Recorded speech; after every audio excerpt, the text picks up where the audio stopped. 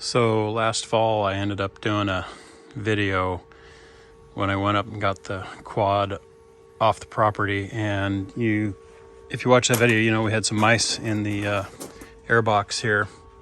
They came in down through here and built a nest underneath everything, and the intake here runs up through this little plenum, this plastic open piece here, and goes to where the opening is right here.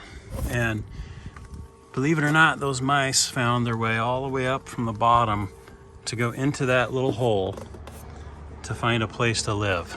So some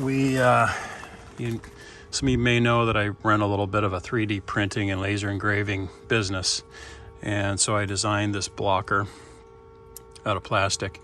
Of course, you know, first thought is mice are going to chew through plastic, but I've put some wire mesh on the outside to discourage that, and hopefully that'll work. And I'll just put it in there. It's got a little ridge there to fit the opening.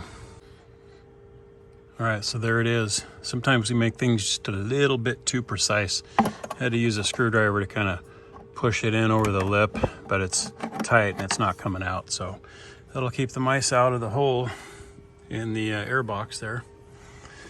Thanks for watching. Please subscribe. Check out all the other videos. Have a great one. No.